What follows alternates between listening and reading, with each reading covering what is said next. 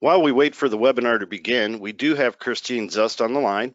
Christine, while we're waiting, with teams working remotely and organizations practicing social distancing, what changes have you seen when it comes to professional development training? I also do welcome you, those that are on the line, to send me any of your challenges that you are experiencing with developing training, and send me your challenges through the chat function.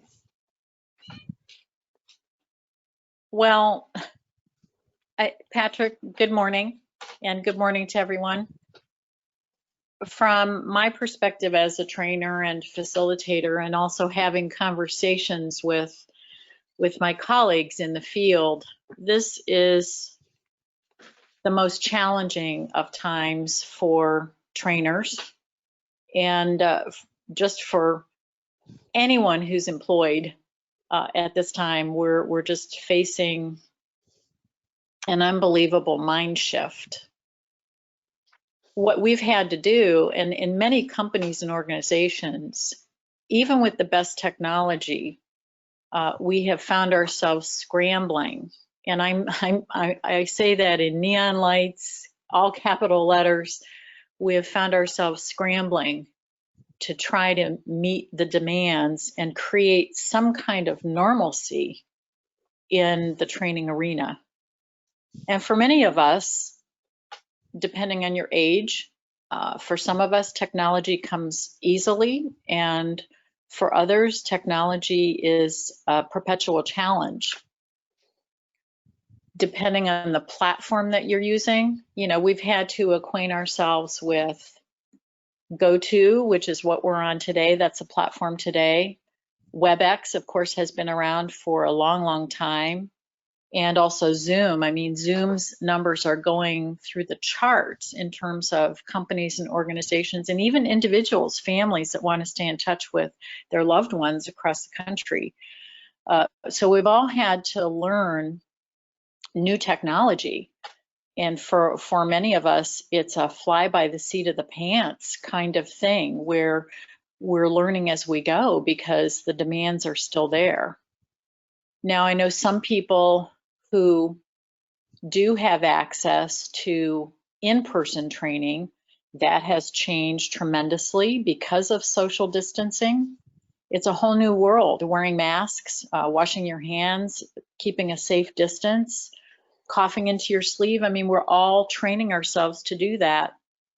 And in the virtual environment, it becomes even more challenging. Now, we've been in the virtual environment as a training mechanism for more than a decade now. So you would assume that we would all be brilliant at it. That's not the reality, as we know. There's always something new that we can learn every day. And the best thing to do is be honest with the people in your training room and saying, hey, we're learning this together, and we might have a few hiccups along the way. We're learning this together. Let's all do that. Let's learn together. So it's a whole different world, Patrick, a very different world out there. Yeah, I would definitely have to agree with that. Over the past few months, we've definitely had to transition basically our whole business model, because all of our training previously was all face-to-face, and now we're trying to continue to work with our clients because they're still interested in training, but obviously we can't do it face-to-face. So as you know, Christine, we've transferred all of our programs to a virtual setting, which has been a big challenge. We have had some clients that have brought their training virtually, and it's gone very well. It's still a learning process on both our ends, but really thinking this is going to be the norm for a while, and we've definitely learned a lot through this time. And we're lucky enough to have really great clients that have worked with us, facilitators that have learned or worked with us. But I think we're doing a very, very good job at being able to revise all our programs to virtually, and I hope our clients are getting a great experience out of it. And so far, the feedback we've gotten has been very positive. So, but we are right at time right now. So I do want to welcome all of you, and good morning to everybody, and welcome to today's webinar, the Flexible Facilitator, Training in Uncertain Times. Since we want to continue to develop or deliver these informational webinars for you, and while continuing to socially distance, we are delivering this webinar remotely. Your facilitator, Christine Zust, will be presenting from her house, and I will be from mine. My name is Patrick Allen, and I am the Program Manager for Kent State Center for Corporate and Professional Development's public open enrollment programs. Our center specializes in providing employee development programs for partnering organizations in Northeast Ohio and around the country. We offer them as public open enrollment programs, which are currently being delivered live and virtual via Zoom. But we also offer custom on-site programs that can be tailored to your needs and your organization's needs, and we can deliver them either at your location or live and virtual. So I am joined today by Christine Zust. I will be serving as your host, and Christine will be our presenter for today.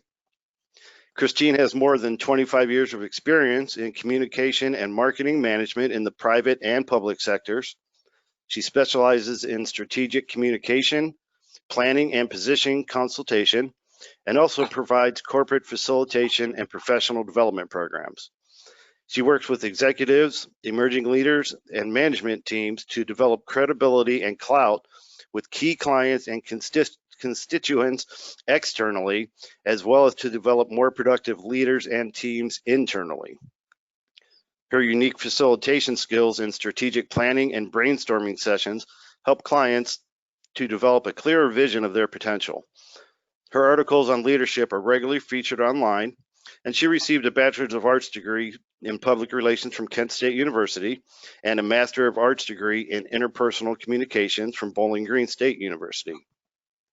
Christine is also the author of the book, Everything I Do Positions Me, The Simple Path to Professional Success. She is commonly referred to as the Communication Queen. For Kent State, Christine facilitates programs such as Enhance Your Professional Presence, Delivering Powerful Presentations, and Each One Teach One, Engaging Employees in Experiential Learning. That is part of Kent State's Certificate of Training and Development.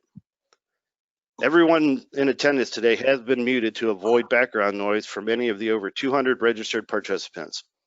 We do encourage you to ask questions at any point during the hour. You can submit your questions to me in writing using the control panel on the right side of your screen. I will present your questions to Christine as time permits throughout this webinar. Again, there is a handout available to you that summarizes today's presentation. It's located under the Handouts tab on the control panel. We do encourage you to download it and take notes during today's presentation. We are recording today's webinar, and you will receive an email next week with a link to the recording after we conclude our time together. To begin, we would like to get a better feel of the range of experience of you, the participants. So we would like to ask you, what is your level of experience in facilitating training?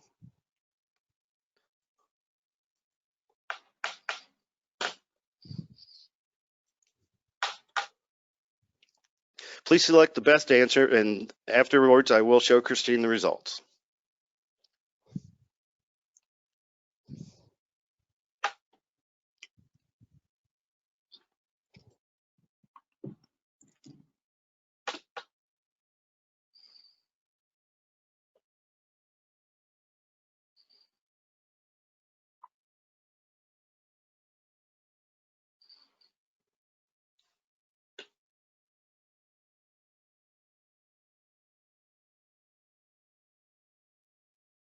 Okay, just a few more seconds and I will show the results. It looks like the majority of you have voted.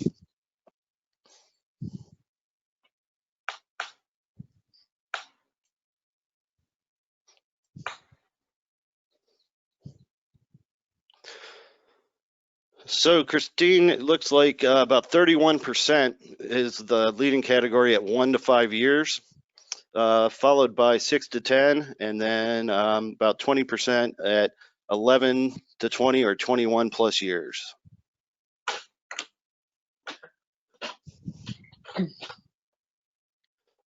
So now that we see the results of the first poll, I would like to present to you Christine Zust. All right, Patrick.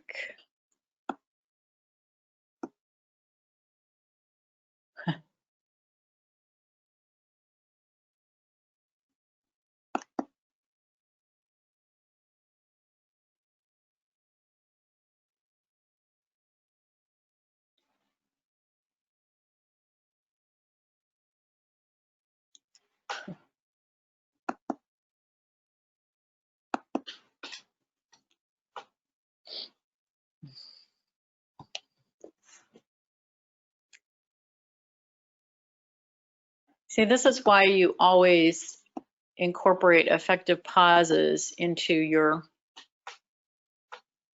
narration as a trainer. Can everyone see my screen? Yeah, I think it looks good. I think you're good Awesome. to go. Fantastic. Well, as we said in our lead into this program, that we are facing unusual times, and it's uncertain times for us as trainers and facilitators. Of course, I'm a baby boomer, so I have to go to my two go-to people from my generation, Bob Dylan and David Bowie, to reinforce this message. If I would have gone a little back in time even further, I would have included Sam Cooke with The Change Is Going to Come, and there are many others from Generation X, Y, Z, and millennials as well, talking about change. But what's happening is every day there's something new that's coming our way that we need to be aware of. This pandemic has challenged us in ways that we never imagined before. We're living in a new world. When we venture out, it's not the same. It doesn't look or feel the same to us. Even while we're out in our communities enjoying ourselves, it looks very different. So we're dealing with a very different landscape, and the visuals that come to us to remind us of what some of these new rules are that we're operating by, just as human beings, as Americans, as international travelers, even for those who have that privilege to even do that. What this means to us is that we're having this mind shift of the way things were for us really just a few months ago. Our world was very common. Every day, wake up, it's another new day. And when you look at the left side of the screen, when we think about employees who we work with, coworkers, people who are in our training sessions, we think about that huddled together, high-fiving each other, having a great time, smiling, joking around. And then we have this new reality that is wearing masks, social distancing, being mindful of each other's health. I mean, to me, that is number one, the most important reason why we're doing virtual training, is it's the safest way to reach our colleagues and our coworkers with our training material. In my world, safety, my health, that is number one. Making sure my husband and I are safe, and making sure that my 99-and-a-half-year-old mother, yes, who lives 70 miles away in her own home, that when I go and visit her, that I'm being safe with her. So that's the new reality for all of us in our day-to-day living. How that affects us in training, I mean, the difference between in-person and virtual training are, from my perspective, are worlds apart, because they operate in two totally different arenas. And I have to shout out to my girl Ty, who I know is on the call today, Ty in Columbus, who attended my Train the Trainer certification program, she knows what it feels like to be in the training room where you're standing around a chart, you're being creative with your team, you're walking around the room, you're bonding with each other because you're seeing each other.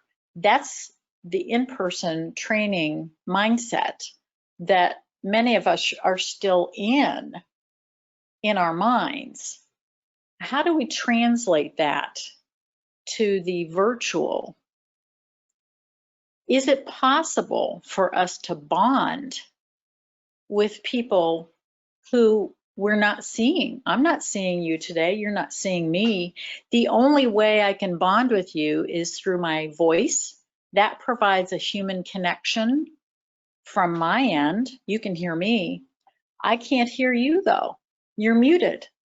So what do I have to use? I have the chat panel, I have the polling, I have a lot of tools and techniques that I can use to reach you. And we'll talk about that in a little while. So this is our reality, is that when we're in that quote unquote virtual training room together, it looks like the woman on the right side, sitting in a room by ourselves on our laptop.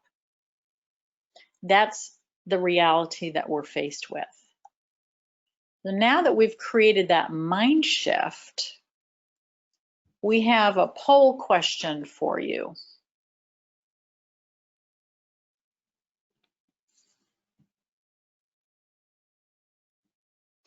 Okay, excuse me.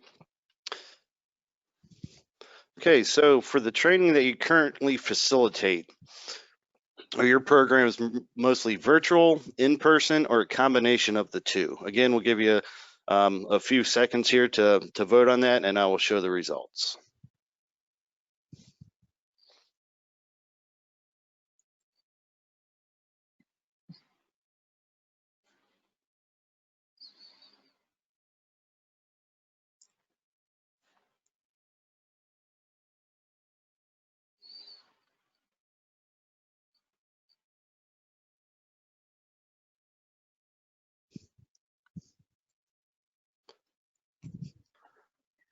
Okay, looks that 56% of the training is now virtual, 24% is a combination of the two, and 20% is in person.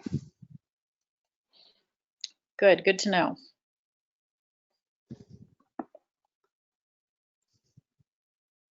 I figured that that would be around where it would be, is that the majority of you would be doing virtual.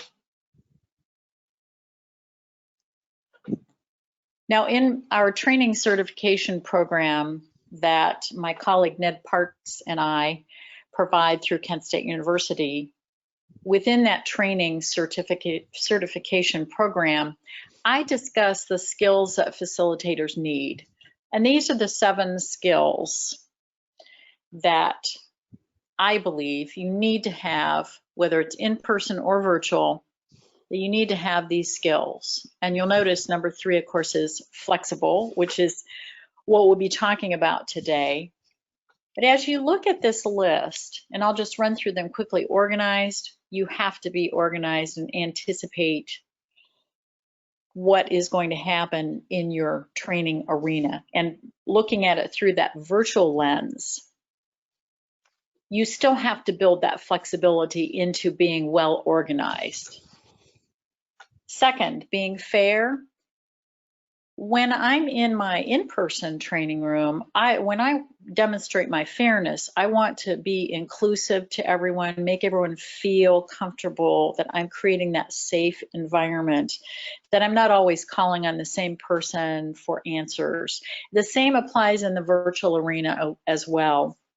What I do, one of my tips and techniques is, as I keep a list of who is in my room, whenever we open up the conversation or the dialogue, I have little check marks next to who has responded, who has used the chat panel, so that if I need to call out and coax a few people along the way, if I haven't heard from them, I have that freedom and flexibility to do that. Number 3, flexibility, we'll get to in a moment. Number 4, listening and observing shifts and changes when you're in the virtual environment. Because when I have you in my room, I'm observing you in action. I can see what your behavior is like, how you're interacting with other people. That changes in the virtual environment. I can still observe your activity, your level of activity, the depth and the quality of the questions that you're asking, either when you're unmuted or if you're using the chat panel. I can still observe. Number 5, communicating clearly. I have to emphasize on this.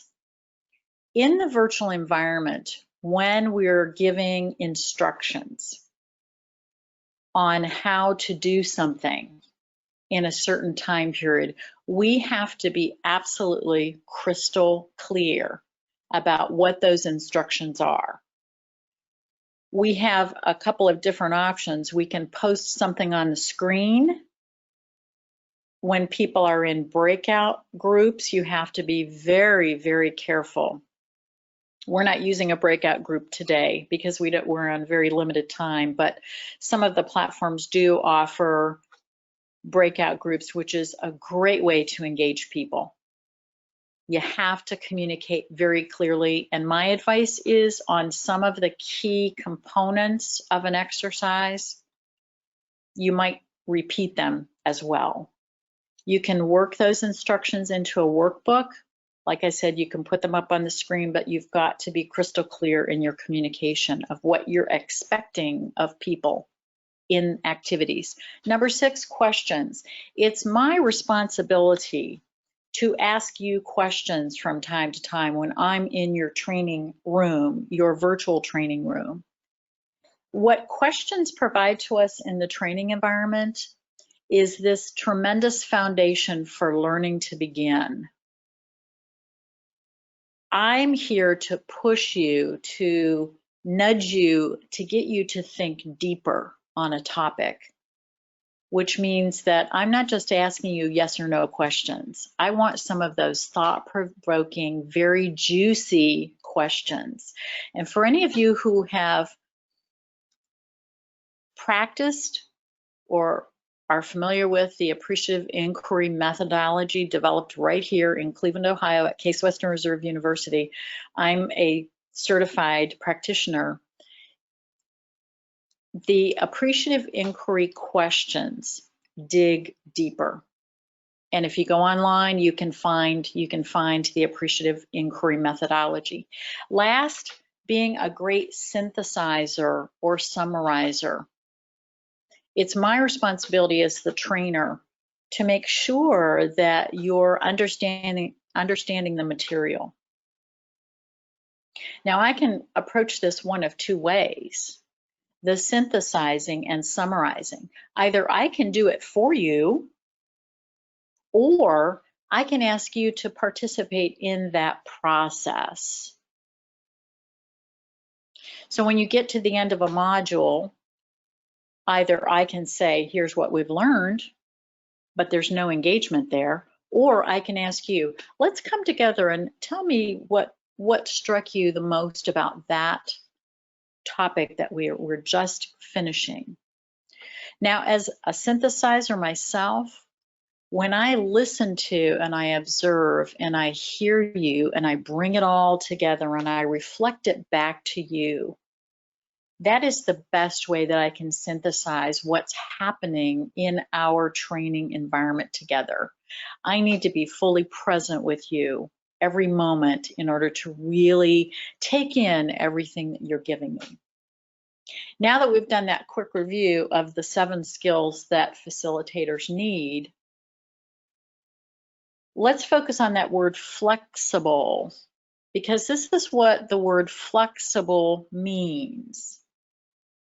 When we apply it to our role as a facilitator, here are some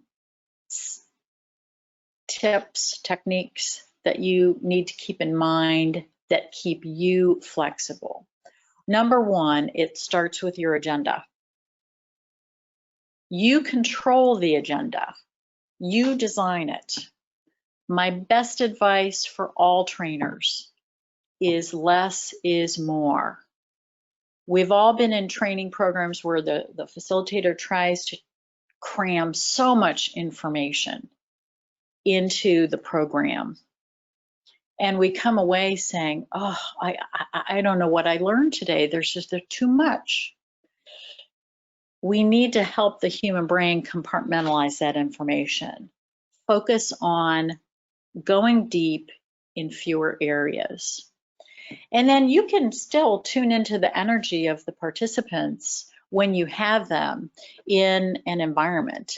And if you want to type in the chat panel right now, on average, the size of your audience, on average, in the virtual environment, how many people traditionally are in your virtual training programs? Is it 10 people, 20, 50, 100? In my training programs, on average, whether it's in person or online, it hovers around the 20 to 24 number.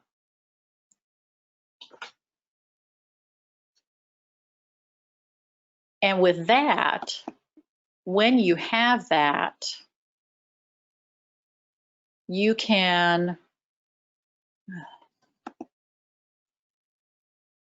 when you have that lesser amount, you can be really creative and flexible with what you do.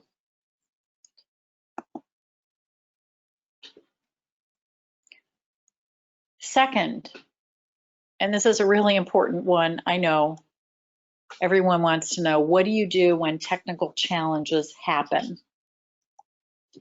Well, number one, you have to learn the technology. I'm still learning. I'm a baby boomer. I'm really bad at technology. I'll admit that. I'm not as good as my younger colleagues who keep teaching me things. Patrick and Caitlin and I from Kent State University had a practice session a few days ago on this platform, GoTo. And every platform is different. It has different capabilities. Learn, and I would insert the word, and practice the technology. Practice it. Anticipate those challenges. What's the weather like where you are today? Is there a chance that your power grid might go down? Because when you think about being prepared, you always have a backup plan. I had a situation happen to me a few years ago, and here's a bit of advice to you as a facilitator. Always have the phone number and the access code of your link in front of you, not on your computer screen. Have it on a piece of paper next to you or in another location. Because this happened to me a few years ago. I was leading an online program on the WebEx platform. A storm rolled through, bumped out my power on my computer. Everybody else was fine because they were all across the country, but it bumped out the power on my computer. I got on my phone and I dialed back in. I was able to finish my program with the participants because they all had the handout material in front of them. Yes, crazy things happen, like bad weather. Who knew? Or you can use an assistant, someone on the other end behind the scenes. And I've got two people, Patrick and Caitlin, who are also on this call today. They are my backup system. They're my assistants, if you will, to troubleshoot behind the scenes. For instance, if some of you had trouble with your audio when you were trying to connect, I wasn't involved in that conversation. They would have been involved in that conversation. So always be prepared for those technical challenges. Number three, one of the best ways to engage people, as we know in the training environment, is to engage them. How do we do that? We use a variety of activities. Now, what happens if you're perfectly tuned agenda gets a little off schedule. You know, when I find that happens, when people are truly engaged in the program, they want to talk about it, they want to chat about it in the panel. It's my responsibility as a facilitator to decide, all right, do I allow us to go down this little conversation rabbit hole for a minute or two and then get back to my agenda? You know, I'm really feeling the energy that this group is really enjoying this conversation. What does that do to my agenda? It throws it off a little bit. So this is why, and here's my tip to you, have 3 different lengths of, let me go back. Let me have 3 different lengths of your activities. A short, which is an activity that only takes less than 4 minutes, medium or long, where you have people working in teams for 10 minutes or longer. You can adjust those activities. Every module has different activities in it. If you have every activity in different time frames, it gives you that freedom and flexibility as the facilitator. They're still getting the learning, they're still getting to practice. Sometimes you tighten the time a little bit in some areas, and then you break it wide open when you know they're really engaged in the content. Number 4, you have so many choices, endless choices in the virtual arena to engage people. The chat panel, you've already used the chat panel today. The key is to give people a variety of tools and activities. Raising hands, that's another option that we have. There's a little hand icon. If I had a quick question to ask you, I could ask you by a show of hands, how many have you done this? Breakout groups. I mentioned earlier that some of the platforms offer breakout groups. It's a great way to engage people. And the feedback that we're receiving at Kent State University is that people love the breakout groups. Open discussion, that's where I am talking to all of you at once. And then pre-work is a great way. We didn't have pre-work today. We did send you the handout in advance, but it was more of a fill in the blanks, which is what you're doing now, than it was an intensive handout. But if you wanted to, you could give them reading assignments or ask them to either interview a specific kind of person within the company or organization, within the community, interview each other, do some research.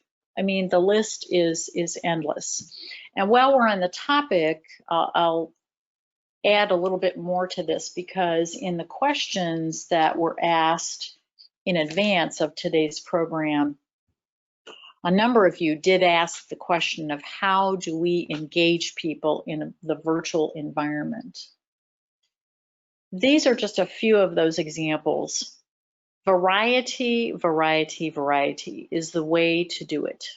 Whether it's tools that people are using, different kinds of activities or assignments, and then of course those breaks that you are allowing throughout your training. Now, some of you might just be doing 1 hour modules at a time, or 2 or 4 hours. I'm not sure how many hours you're averaging. But again, if you want to type that in the chat panel, then we'll have that for reference. How often? I recommend that within every 15 to 20 minutes that there's something to do in the live environment. Now, in the virtual environment, because we do have the hand raising, the chat panel, it's a lot quicker. You can build in so many of those short, engaging activities within a 1 hour time frame that if you wanted to switch things up every 10 to 15 minutes, you certainly could. Or if you wanted to piggyback one after another, you can do that. It's very simple to do.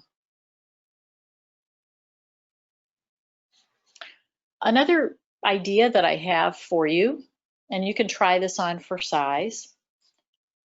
If everyone logs on their computer, now I know some of you are joining us by phone today, but if you had an understanding that everyone in your training program is logging on with computer, what that does is that allows you the freedom and flexibility to have partners talk by phone. It's an option. It's something totally different. It uses a whole different tool outside the realm of just the computer itself. And when you're in companies and you're working closely with each other, or even if people are coming together for the first time, it offers just a whole different dimension. You have to rein them back in, obviously, when you say in 10 minutes we'll be coming back together, but it's an option for you that we oftentimes don't think, hey, we could use phones outside of what people are using on the computer. It's just an option. The other thing that you can do that people forget about is if you don't want to use breakout groups, if you want to engage partners in private conversation, you can also do that through the chat panel. As you know, where you click on the chat panel and it says communicate to everyone, you'll see the roster, the list of all of the participants. I have that power to create chat panel partners, conversation partners, not by phone, but by using a private chat panel. A lot of people don't even think about that, but it's just a really cool way to do something different and mix it up. But those are just some ideas. Like I said, the possibilities are endless of what you can do. This last one, sharing learning, I have to tell you that in my training rooms, whether it's virtual or in person, some of the greatest bonding and connecting comes from me providing an opportunity for people to share what they know with each other. What a concept. You know, we are not, and I tell people in my training rooms, I am not the best and brightest person in the room. We are all the best and brightest. We all have so much knowledge to share with each other. Make sure in the virtual environment that you are allowing people to share that knowledge with each other, because it happens all the time. People connect and they stay connected long after my training program is done. That bonding still happens. Make it happen in your virtual environment as well. As I said earlier, questions are built into our training environments. It's an expectation that comes with our field. Make sure that you're building enough time for those questions. A good thing to keep in mind is that if you're finding that no one is asking questions, have a few questions already prepared yourself. Because let's face it, sometimes people are very shy about opening up, being the first person to say anything, even in the virtual environment. Say, well, while you're thinking, let me share with you a question that was asked of me recently in one of my programs. Lay out the question and then answer it. And then that will help people get started. Make sure that you're giving enough time for that Q&A. Again, I can't say it enough. Encourage your participants to share their thoughts, their ideas, their experiences, their perspectives with each other, because what it will do is it will just enrich that training experience for the participants. Now, we all know how tough it is to manage break times when you are live and in person. You find yourself walking out into the hallway to see who's still chatting, who's still having lunch. What happens in the virtual environment? This is a challenge because I can say we're going to take a 15-minute break now. We're all adults here. We know how long 15 minutes is. Are you going to have people coming in later? Of course you are. We know that. As a courtesy to everyone on the program, if you say 15 minutes, we're going to resume at 1:15, or we're going to resume at 3 o'clock, whatever that magic time is, start at that time. Don't wait for people to come in. I provide a 2-minute warning when I offer breaks. And one of the things that I do is I like to use music as a way to let people know that we're on break. I always use instrumental, sometimes world music that has a really nice beat, and depending on what time of day it is, if it's the afternoon, it's a little more upbeat. In the morning, it could be upbeat, or it could be a little more slowly paced. But that music is a way to remind people that, okay, we're still on break. And then I'll break in, just like Patrick did at the beginning of this program, saying we'll be starting in 5 minutes. I'll break in just with a verbal prompt saying we'll be coming back together in 2 minutes, so that people know. And number 7, I cannot emphasize this enough, how important it is for us as facilitators to be fully present every moment in our training, to facilitate within the time frame that we're given. I approach my sessions, as you can tell, in a very conversational way. Nothing that I have shared with you this morning has been scripted, because I know the material that goes behind every one of my PowerPoint slides. I know it inside and out. It also gives me the freedom to add other information along the way.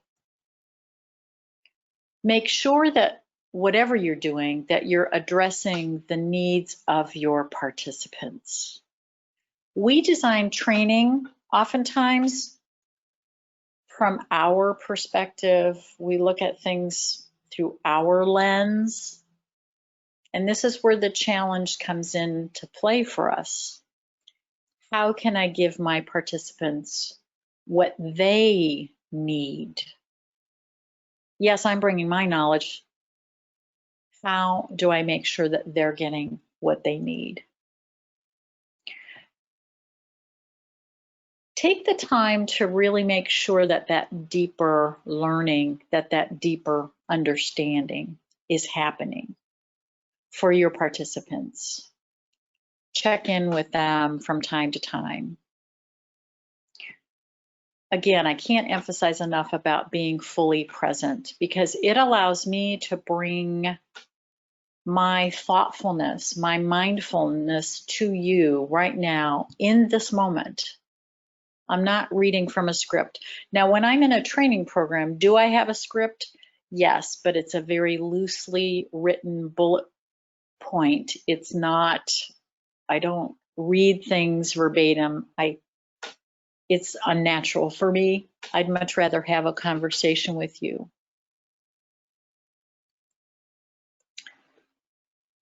Now, before we get to my final note,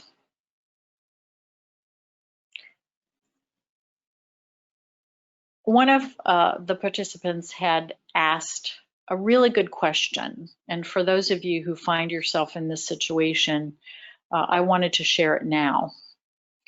And this participant asked if I could provide a do's and don'ts list for facilitators who are running their first multi-day virtual training session. Now, if this resonates with you, get your pens ready, because I do have just some do's and don'ts that I jotted down in reflecting on this.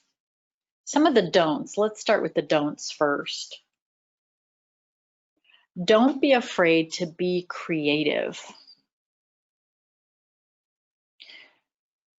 Don't be afraid to be creative. You can be as wacky as you want to be. People love that. And in today's environment, the expectations are high from us as the facilitators. Second, don't assume that participants fully understand how to use the platform. Because there are so many different platforms to operate from. Like I said, we're on GoTo today, and today is a short webinar. Today's not a full-fledged training session. It's a webinar, which is sharing information with you. Carve out some time to make sure that people know the basics, whether it's sending them some information in advance or doing little Cliff's Notes for the first few minutes to make sure, because there's nothing more distracting than having someone say in the chat panel, I can't find this, I can't do that. Carve out that time. Don't expect people to remember what they learned in the last session. Remember, we're talking about multi-day virtual training here. Don't expect people to remember what they just learned in the program that just happened like 2 days ago. So now for the do's. Do pre-work and assignments between sessions. So the pre-work, of course, it could come before your first one. You've got homework assignments, anything, and that could be, and we've talked about some of these already, researching online, a conversation or an interview with someone, assigning them an article to read, or even asking them to create something new. Those are just some options, but get them actively engaged between sessions. Do allow for participants to get to know each other. Be creative in the room and also outside of the program, whether it's partnering people up, whether it's creating cohort teams, whatever it is, but work that into your design. Number 3, do partner with someone from the program between sessions. Get the partnerships or the cohort teams going. Number 4, do allow time to provide a mini tutorial on the basics of the tools of the platform. That's in response to the don't that I already said. And last, do a quick recap.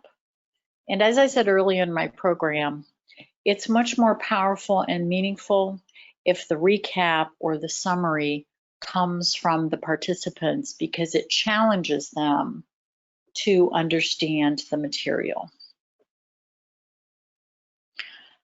Now, the last question I have for you, and this is one for you to really ponder after I've provided this Cliff's Notes version on how to be a flexible facilitator.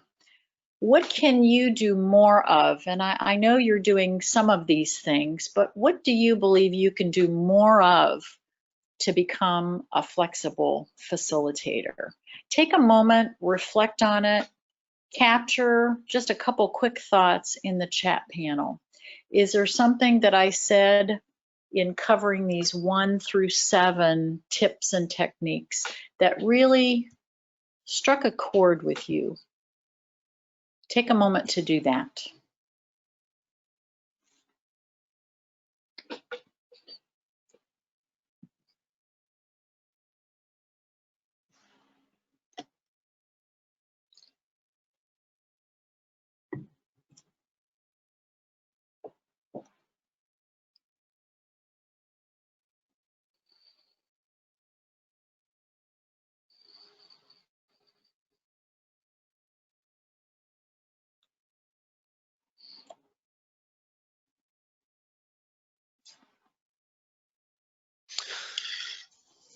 Okay, Christine, while they're doing that, I'm going to take back the presenter. If you're, Sure. are you, I think that was your That last slide, right? was my last slide, yes.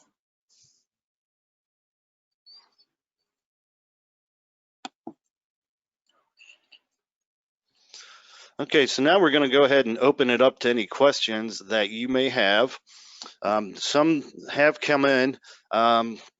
The first one, what tips do you have for a first-time facilitator to help relieve anxiety? To help relieve anxiety for the first time presenter. Wow. I would tell you, practice, practice, practice. It's the oldest answer in the book. The more time that you spend with the platform in a practice mode with a colleague of yours, and it doesn't really require that much time. Patrick and Caitlin and I spent about a half hour, 35 minutes or so on making sure that I knew what I had to do on my end when they were passing the baton to me. And I will be honest with you, my heart was pounding as I was getting started today. Oh, please, let everything work out all right. Practice is really the answer. And I don't want to say practice makes perfect, because I don't know if there is such a thing as perfection in the virtual world these days, because there are always some challenges along the way. But that will really help you get more confident. The more mistakes you make in that practice mode, the more confident that you will feel when it happens. The other thing that removes that anxiety for you is what I said earlier in the program. Be honest and open with your colleagues in your training program to say, look, this is my first time. I'm nervous. I've gone through the practice sessions. I know what I'm doing. I'm just giving you a warning that we're all in this together. We're learning together. And I appreciate your understanding in advance, because it makes you human. And believe me, in all the training rooms that I've been in, both virtual and in person, people really appreciate and value our imperfections. I hope that helps. Great.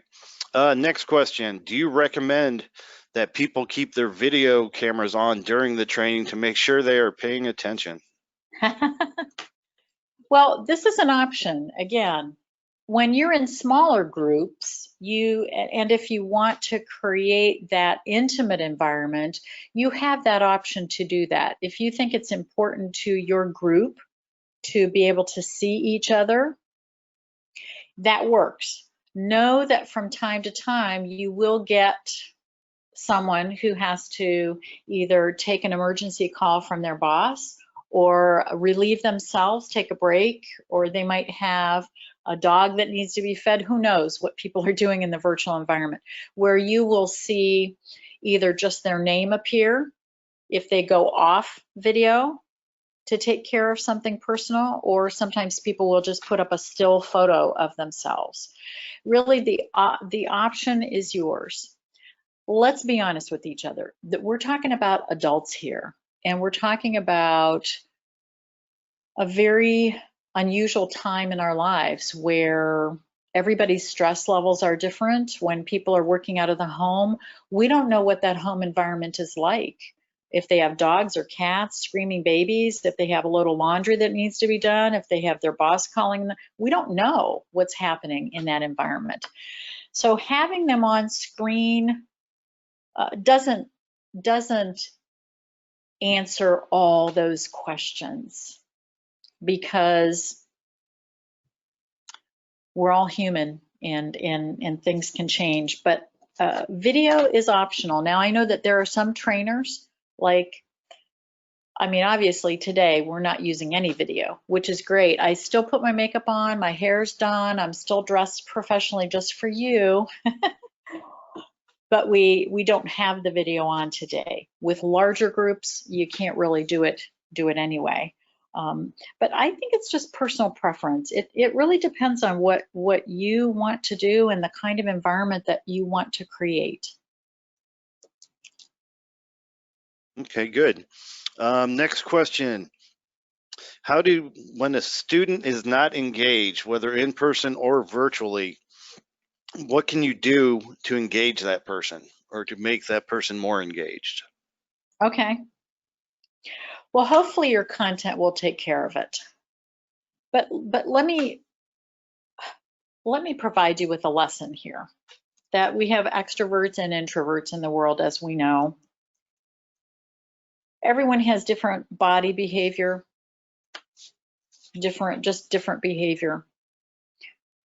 A few years ago, when I was training, now this was in person, I admit it was in person, but honestly, I was convinced that this person was not engaged.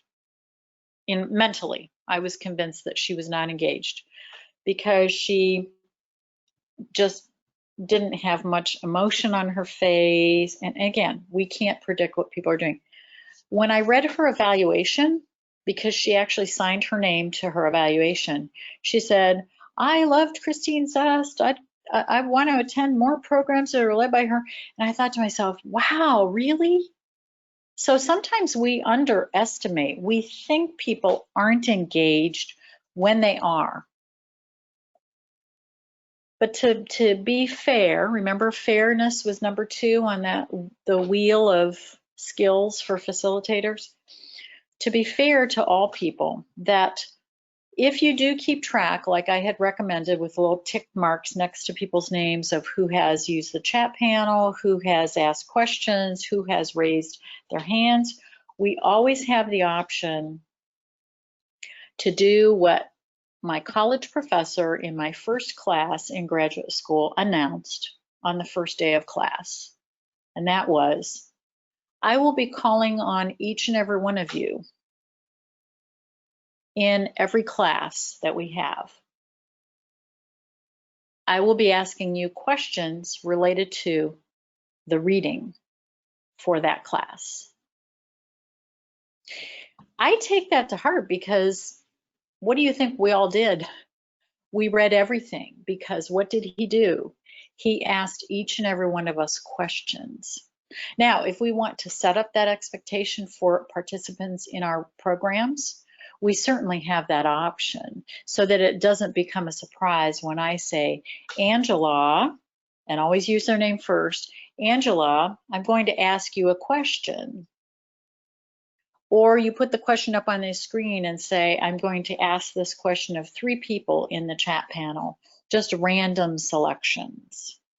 Where that way you're keeping people on their toes because people are like, oh, is she gonna call on me next? It's just a fun and creative way to keep people engaged. Keep them guessing. Okay, good. Last question. What do you do when you have a participant that obviously does not want to be in the training and even sometimes becomes disruptive? Oh. Is this in the virtual environment? They really don't say, so I guess you could answer, you know, in your experience, if you've had somebody in any of your programs that obviously didn't want to be there and tried to become disruptive or knock the, you know, Sure. take the. Yeah, because my brain immediately went, when I heard the word disruptive, I automatically went to an in-person training because online, I'm having difficulty thinking of how someone could possibly be disruptive in a virtual environment. But to answer your question, if someone does not want to be there, and this is the reality of company mandated training, where it's not necessarily encouraged, but it's a mandate. You have to go through X number of trainings in order to do this particular job or to get this particular certificate. When people are disruptive, and I'm thinking of one person in particular, this was an in-person. This person had way too much energy to be in the room, was highly nervous, highly anxious. I had to make sure that there was something for this person to do on a regular basis in the room, which I do anyway in my in-person, because she was borderline disruptive because of all of her energy. I know it's hard to describe, but what do you do with those people? You make sure that they have something to do, that it's something meaningful and engaging for them. And that goes in the virtual environment too, because disruption can be masked. We can't always see when someone's being disruptive. But even when people have let's say I know more than you do attitude, and I know I'm getting some nods of the heads right now, like, oh yeah, I've had people like that in my training rooms, whether it's in person, that can be very disruptive when you have someone who, it could be the only narcissist in your program that decides that that person just knows way more than you do and they have to overtake the chat panel or they have to do other things. What's really cool is many of these platforms, you can either activate the chat panel or close it down. It just depends on the platform. And that's cool when you can take over more control. That way, that person could be a little less disruptive. How's that? That's awesome. Thanks, Christine. Oh, you're welcome. Yeah, that does conclude our time together. We can bring all of our programs to your organization and tailor them to fit your needs. If you would like to learn more about today's topic, I encourage you to register for our upcoming programs in the Certificate of Training and Development. The next program, High Impact Learning, Fundamentals for Designing the Adult Learning Experience, will be delivered live and virtual on July 28th and 29th. And Each One Teach One, which is Christine's program, Each One Teach One, engaging employees in experiential learning, will be offered again this fall. We will be announcing the new fall 2020 virtual dates in the next couple of weeks.